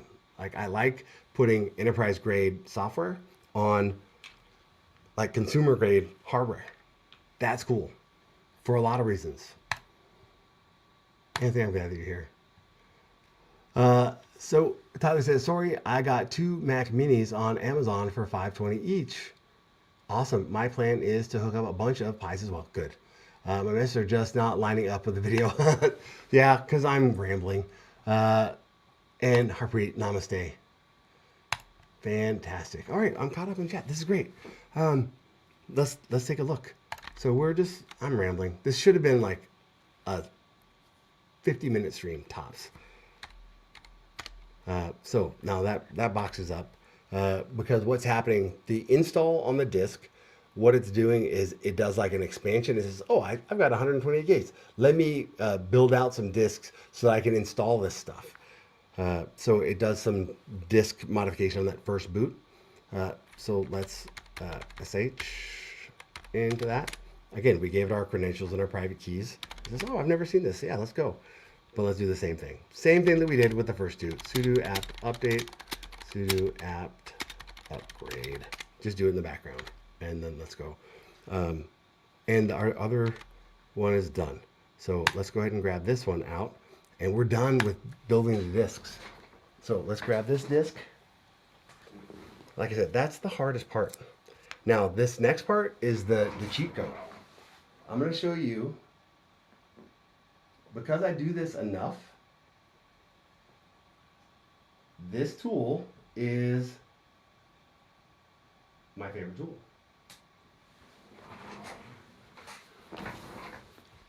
All right, so I've got nodes. We'll do the update and then I'll jump. But now we don't need the Raspberry Pi imager. We just use Raspberry Pi imager to do our disks.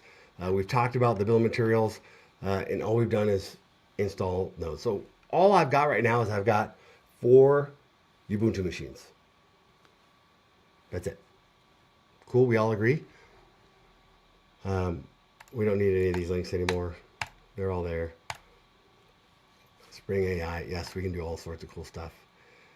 This was a cool project. I need to update it. I don't know if there's a Kubernetes distro that runs on RISC-V yet, but that's something I should probably look into too. But this is still true. I do like Macs. I like going fast. And that's me.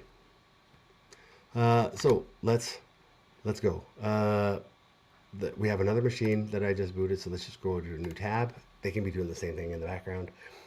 If you've got hundreds of Raspberry Pis, what you'll want to do is you'll want to create a proxy, an app proxy. So because I use, here, we did this repeat for this, coffee, soft, 2, local, and coffee, soft, 3, local. We just did this exact same steps. And here's a note. I use Ubuntu by default everywhere. It's a good choice, but the consistency is key. Important when you have hundreds of nodes, right? I like to keep things up, like the sudo apt update. Like that's just something that should just happen all the time.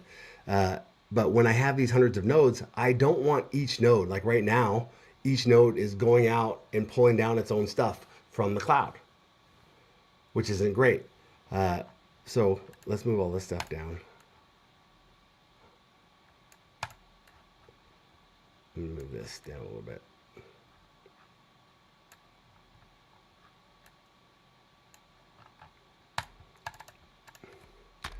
So I have a apt proxy running locally. So normally, actually, I think I even have a blog post about that.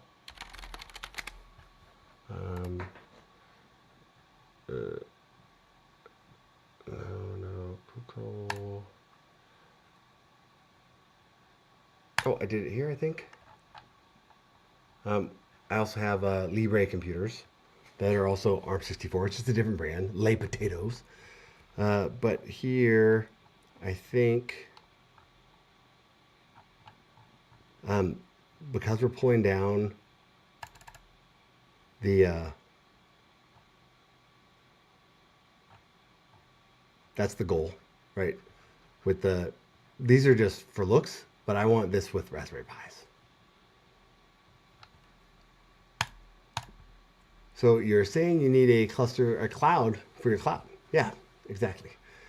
But one of these things, I set up the apt. I just don't remember. Maybe I didn't do it.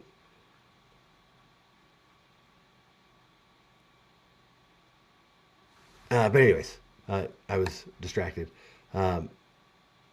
I set up a local proxy. So one of the machines, it's called Satellite, has this app proxy. And then all the other Raspberry Pis, when they do that apt update, actually, it's not just the Raspberry Pis, any Ubuntu, right?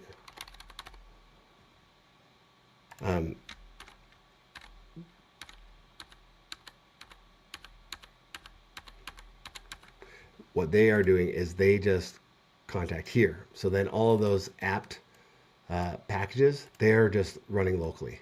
But I didn't set these nodes up.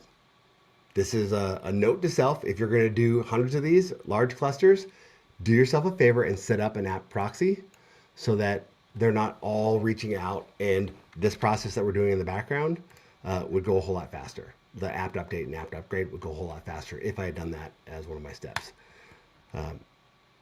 So we did coffee 2. It's updated. Let's go and ping coffee 3. Coffee soft 3 is ready. Let's SSH to coffee soft 3. And let's do the exact same thing. Hey, new computer, how are you? It's very nice to meet you. Sudo apt update and sudo apt upgrade. And just do that, right? This process is doing the updates. That all, I should have set it up, and that all should be done with this proxy. That's okay. Note for self. We're just trying to get up and running. Now, let's get to the cool stuff. K3 sup. Hello. This is the tool that you want to use. This is the tool that I use. I'm not saying you want to use it, but I'm going to introduce you to it. It's called Ketchup. And Alex made this. And I was a sponsor of Alex, and I should probably sponsor Alex again. Because he does all this stuff. He does all these great, cool projects all by himself. And yeah. So we had this nice little thing. Let's do the install. Let's just make sure. Let's walk through. Do you love Ketchup? Ketchup? Yep. Let's install it. Download. Cool. I'm gonna do this. I'm pretty sure I already did it, but let's just do it again anyways.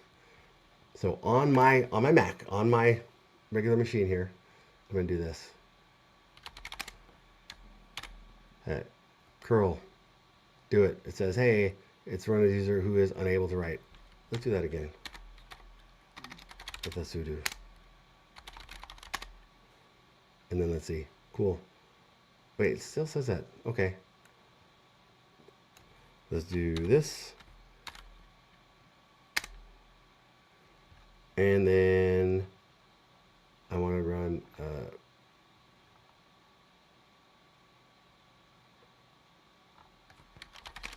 Ketchup H. All right, so cool. There's the thing. Now I've got the latest version of Ketchup installed. Okay, it's here. Boop. Let's go back here. I'm gonna move this up. This is my focus. After we've done that, cool. Install.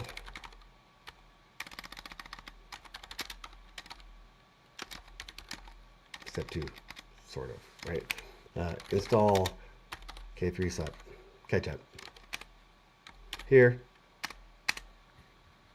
and then let's take a look. It's easy. I have like my little defaults around here somewhere, so I'm gonna go find that because I have some like specific settings, and I want you to get the benefit of those too. Where would I put those? I think it's probably here. I'm gonna move over here for just a sec. Fun, Sean. I know it's in one of these blocks. Actually, I know for a fact. Because the process doesn't change. So just because I'm doing it with one node versus 5 nodes, I don't think it changes anything. K3S on Raspberry Pi. Yeah. So same. Oh, I did a dist upgrade. That was probably just for timing. Oh, yeah. So here's another thing that I have to do. In order to run Kubernetes, these things aren't done. These C groups settings aren't done. But this is from 2 years ago. These might be the defaults now, so let's go take a look. Let's go see. Where was it? Let's go see. I might have to do this on all the nodes. This guy's still running, so let's go. What's the way that I do the multiplexing? Is it tmux to have run all the commands on all the machines at the same time? I did the same stuff. I did this. Hey, here's the user, and then I just hit join. But this isn't the ones I wanted to do. I want to look at one of my newer ones because I don't want to deploy their. Oh, I'm getting ahead of myself. This is we have Kubernetes. I can just follow these instructions, and we'll optimize for Karifi later. Agree? So let's just do this. Hey, we didn't do the dist upgrade. That's okay. The one thing that we want to make sure is the boot command line. But what we're going to do is we're going to go look at this file. So do. Oops. Let's go back to. Coffee soft 0, and then let's sudo nano. Oh, it says system restart required. Okay, sudo shutdown restart now. And we probably need to do that for everybody, right? Coffee soft 1 sudo shut down now. Yeah, that's cool. I wish I was doing this on multiplexer, but I'm not, and that's okay. Sudo shut down now. And the last one. We're just rebooting. That's fine. People do that all the time. Shut down now. All right. Let's go back to 0. Okay, we're good. Everything looks good. Fantastic. Sudo nano boot command line. There's nothing there. Add the following. Why is there nothing there? Why is there nothing there? Is it in a different place? Did I use? No, this is a different. Let me go peek. Here we go. So that's 2210. Still a ways.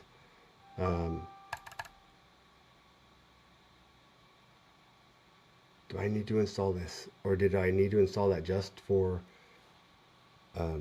Knative? I'm thinking, give me one sec. So yeah, it was in a different spot. So let's do this. We're going to install these Linux modules extra Raspberry, and I'm going to do that for all of them again. So we haven't made any changes. We did a reboot.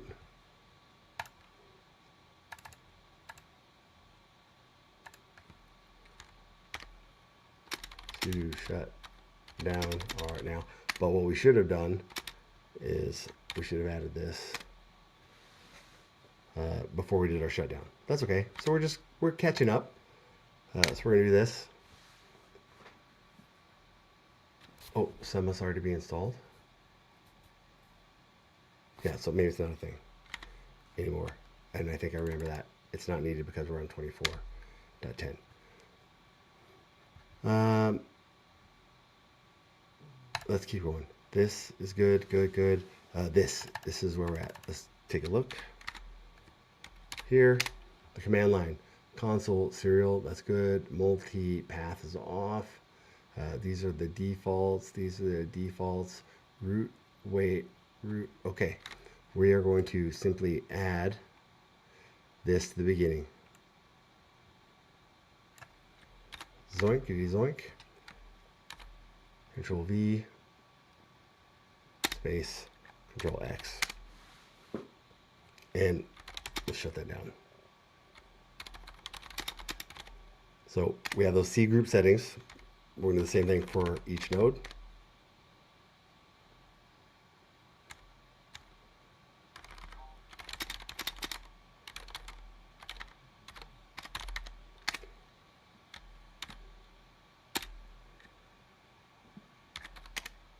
Sudo shut down. All right, this is going to take a second. Like I said, the hardest part was installing the operating system. And Pink Emma, I'm very glad that you're here. Thank you. But let's do this for all the nodes. And then your job is to make sure that I'm doing it for all the nodes when we do this stuff. Sudo nano boot firmware command line text. We're going to paste those same things and then shut down.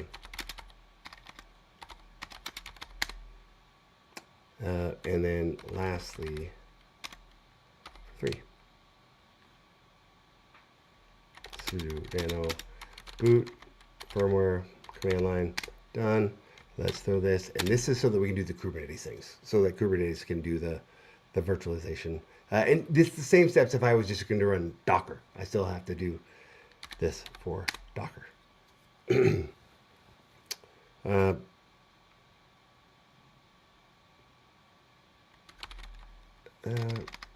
Yeah, sudo shut down.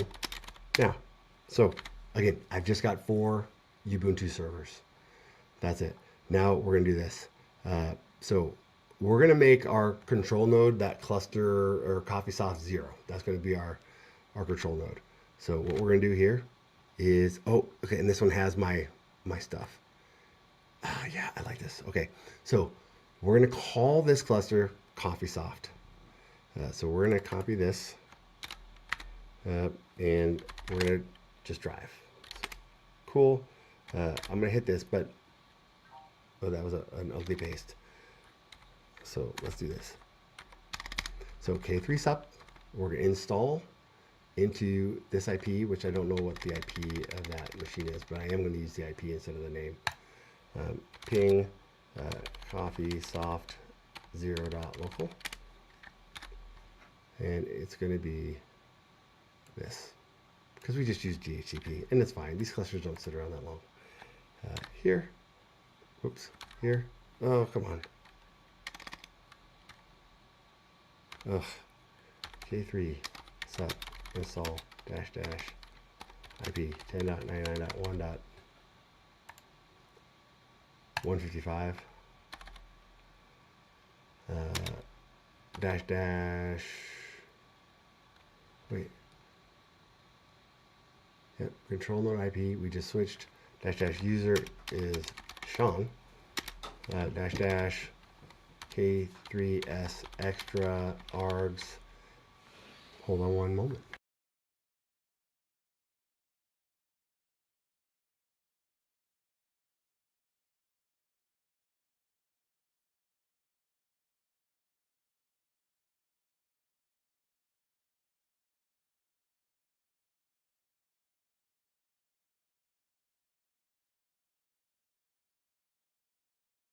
All right. The kids are here. They've been up playing games, having fun while Dad's in here having fun as well. These extra R's, all I'm saying is don't deploy traffic, because I'm going to deploy something else later. So just don't even bother with it. Disable traffic. And traffic is what gets installed by default. And I don't know if that's still the default anymore. But I want to merge the config into my local path, which is here, cube. config. I want to call this context. We're going to call it coffee software. That's our Kubernetes cluster. That's the context that we're going to do. And that's it. Guess what? I'm going to have Kubernetes in just a second. So we can kind of watch what it's doing. Find and release, do the thing, grab the latest version that it can. Right? Kubernetes moves fast, almost as fast as Java. We get a new Kubernetes release every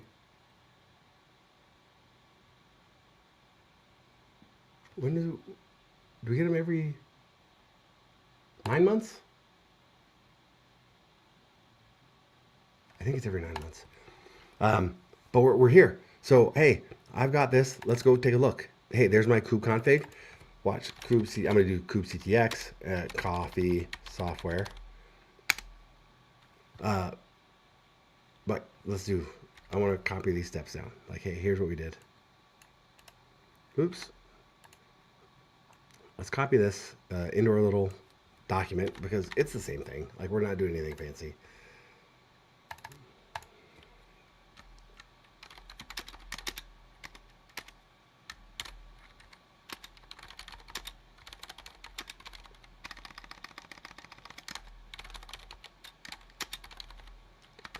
Right, that's the steps. That worked. We switched to that context. Kubectl get node. Look at that. We have Kubernetes, but that's only one node. That's only one node, right? We wanted to. The whole idea is hey, Deshaun, how to do this in multiple nodes. Let's keep going, and I'm just going to go grab this, and it really looks pretty simple, doesn't it? We're going to say K3 sup, K3 Ketchup, join the IP, dash IP. We want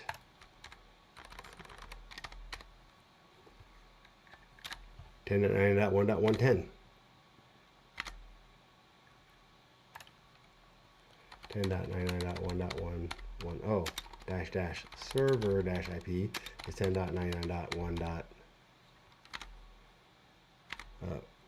What was it? I'm just grabbing that server IP. It was 155. And I don't think I have to do anything else. Dash user Deshaun. So now it's going to take this other node, this 110 node, and it's going to add it to this server. Right? I already have the context. I'm already in that context. I'm already talking to that one. So just go ahead and add it. And that's pretty slick. That's about as hard as this is. We're done here. When this is done, right, we do kubectl get node dash o wide, and we will see that we've got a 2-node cluster of Kubernetes. The mission is accomplished. We've done it. We're going to keep going just a little bit, right? Because we're just going to add those other 2. But that's it. We're going to do the exact same thing. We're going to grab this other IP, 115. We're going to go over here, clear, and we're going to change the 110 to 115. And that's my stomach. I hope you couldn't hear that. That's awkward. And now, guess what? In just a second, we're going to have a 3-node Kubernetes cluster. That's it. We spent, you can see, right? Like, let's go show our, hey, look, and it's ready. Just like that, it's ready. We're going to do one more. Like, hey, let's look. Let's take those commands that we did, right? And let's just put them here.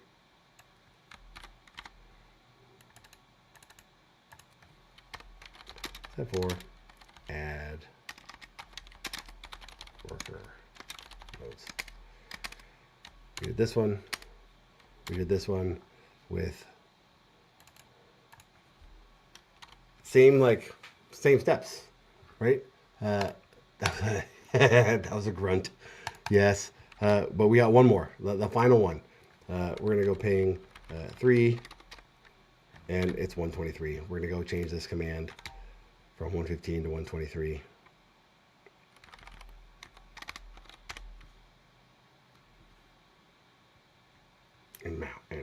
And that's just it.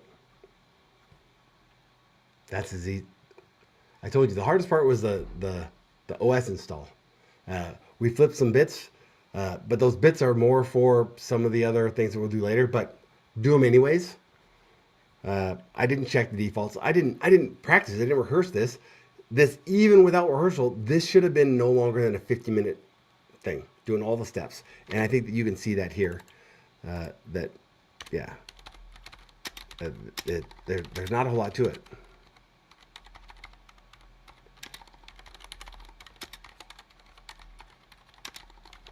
That's all we did. We spelled things right. So we did the build materials. Let's make that green. Boop. Oh, it does it for all of it. Sorry.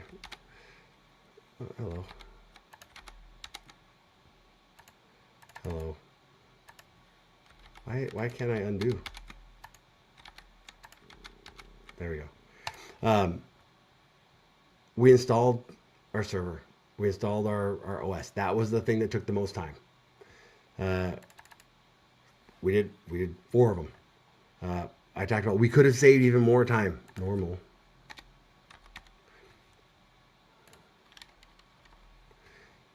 We have a proxy. But install K3 sup and say, and all it's doing is installing the bits. And it's installing K3s, right? This is K3 sup. We are using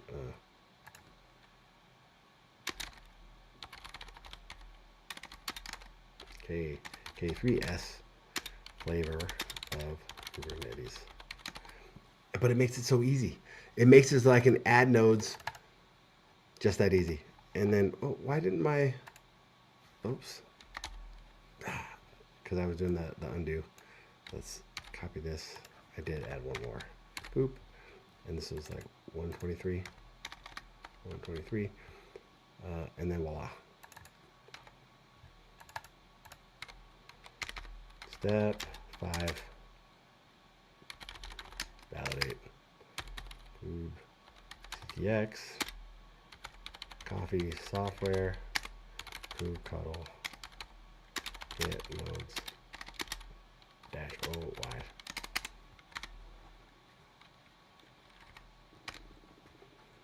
There it is. Our job here is done.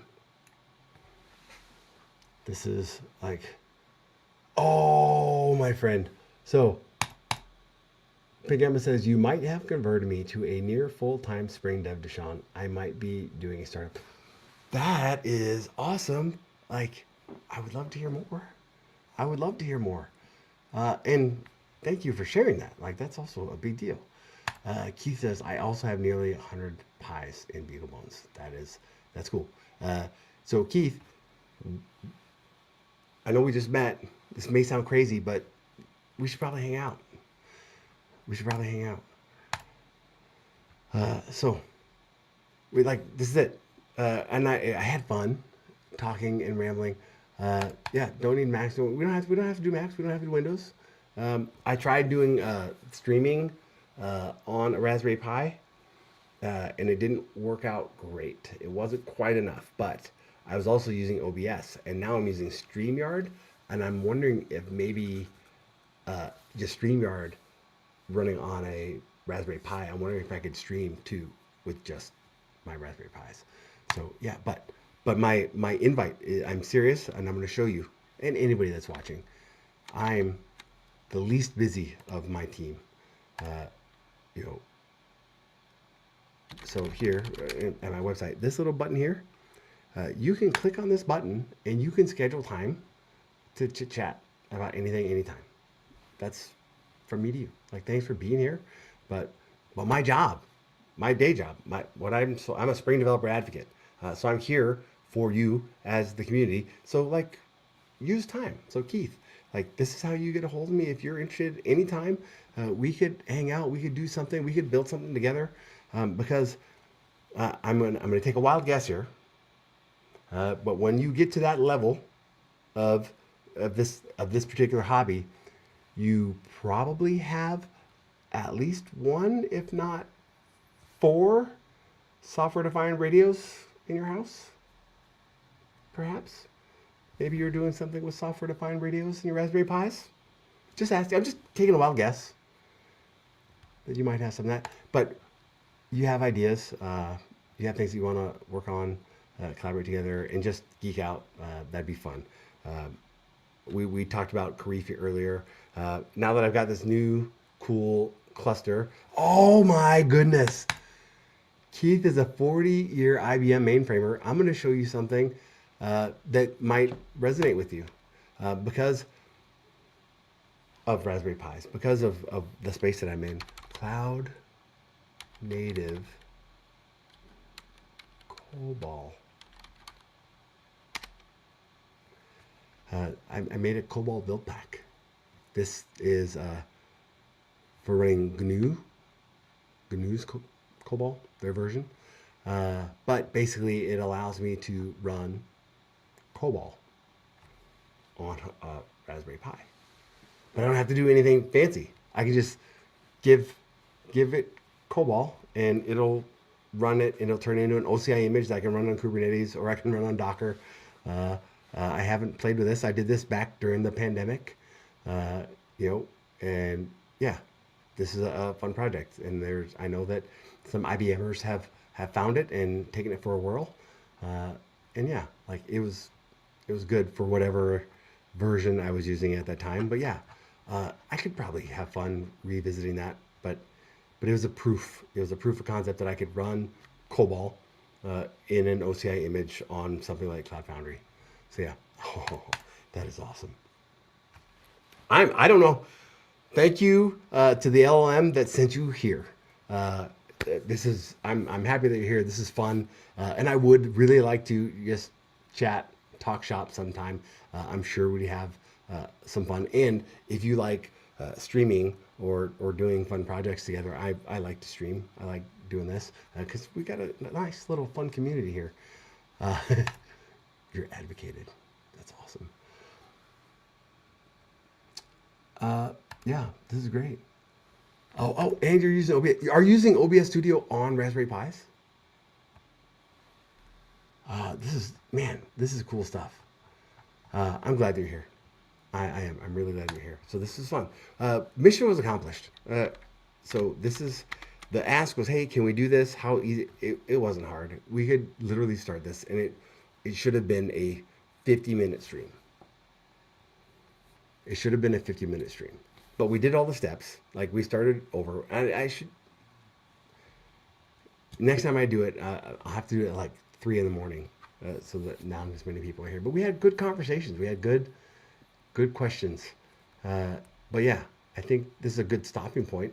And I do want to take it a little bit further. I do want to see if we can deploy Karifi on it, because I like Cloud Foundry. I liked it. I wanted just to see it push. I want to have that running and be able to see it push things and have it go. That's the idea. So with that, like, I think this is a good spot to stop. It was 2 hours, twice as long as it should have been, but it was fun. And I hope that you had fun. And we did it. We accomplished something. And like, that's the thing. Like, it was literally that easy. And now we have Kubernetes. So thanks. And this is cool. And it's, like, let's get rid of this. Like, this show, like, this thing is running Kubernetes. How do I do this? Here, no, not that one. There, like that. That little cluster here. This little thing here is now running Kubernetes. And yeah. And it didn't take that much. I think what would be fun for the next go round is, let's hook up one of those power meters. What was the other question that James had? Oh, sorry, I'll bring this back up. So, like, James Oh, the memory tiering. Yeah, yeah. But let's do let's so what? You got some cheap computers running Kubernetes. Like, but what can you do with it? Like, let's do. So like, what next? Um,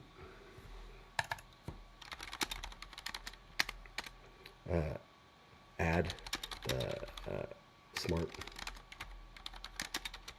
power meter to capture real time power consumption of the entire cluster. And that hub has another port, so we can add some other things later. But the USB ports on the Raspberry Pis are going to allow me to add things like webcams and other kind of meters and stuff like that. But we're going to add this smart power so we can see like in real time power. I want to. Can I show this? I want to show a quick other thing that because I stream on Twitch, I want to make it interactive. I want to show like why would you use Kubernetes? Why would you use Cloud Foundry to deploy your applications? And because let me St. Petersburg, Keith, um, I'm going to that area, right? That's Tampa, Sarasota is where I'm going to be like tomorrow. And I'm going to be there. And I will have my Kubernetes with me. So yeah, like reach out, give me a buzz. You know how to get a hold of me. That is pretty cool. I don't remember where I was going. I'm going to add this. We're going to do that. And then, yeah, we got to get the Spring Boot, right? And I want to do this like transactions. How many transactions per second can something like this handle? Karifi.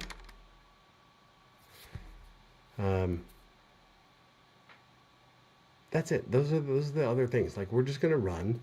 Yeah, we're gonna run this cluster for a little while, and we're gonna do some interesting things with it. So that's what we'll do next. I want to see if I can get that. And this is a reach. I know I have one of these power meters configured and set up. But yeah, we want to do. Oh, I was going to show you the Java FX app.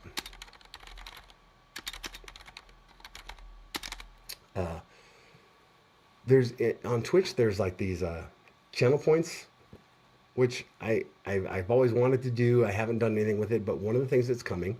I'm going to just show this. This is the last thing I promise. I have this project fun.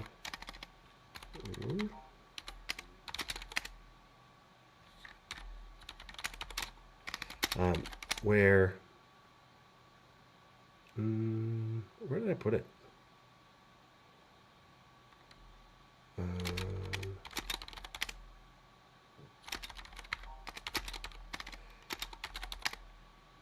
There we go.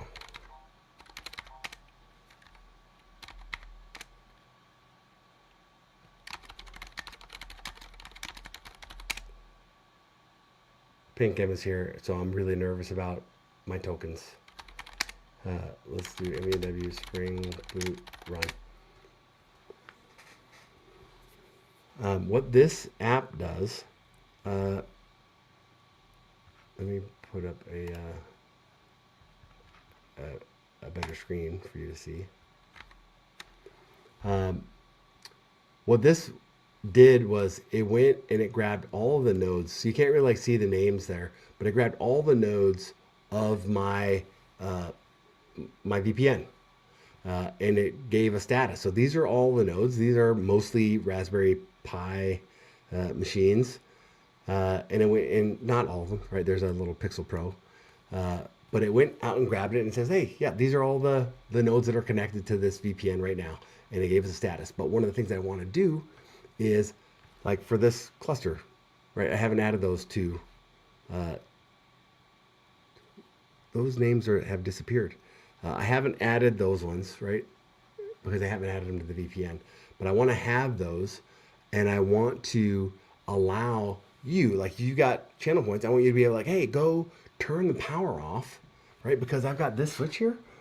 I can go say like, hey, cut off traffic to that switch or cut off the power so that we can talk about like real resiliency, but I can give it to my users only on Twitch, where they can go in and they can hit buttons. Wait, I want to boot this. How do I boot this one? Sorry, I'm trying to. I'm not, normally not on long enough to have a spam, so I apologize for that. Mod view. I don't know what to do. Report. Spam. Here's more spam. Tell us more. Please include timestamp. Yeah. 12. 15. Yeah. I'm just doing the things, doing the extra steps to get rid of the spam.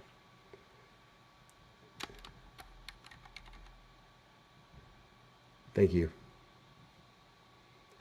Thank you so much. Done.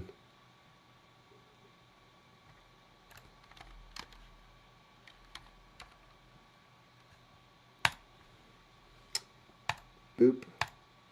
Done. Teamwork makes the dream work. Thank you. Oh, how to reach out. This is me.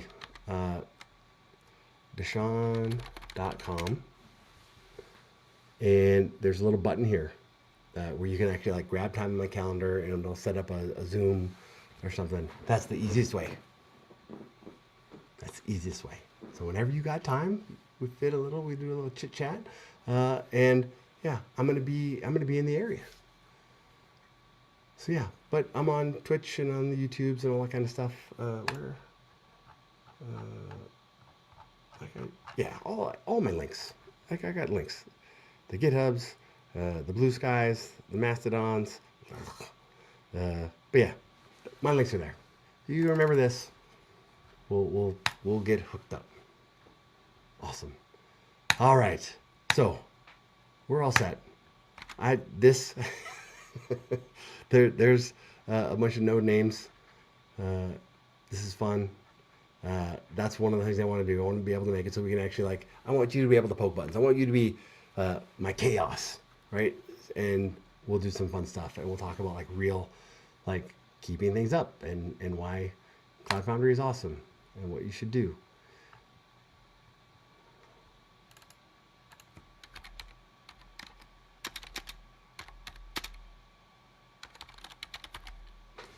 So yeah, that's what we'll do. So this was great. Thanks so much for coming and hanging out. And I hope to see you again soon. Like this was fun. It was real fun. It was extra fun. Great questions. And yeah, what a great start to the new year. So thank you so much for coming. And I hope to see you again soon. Take care.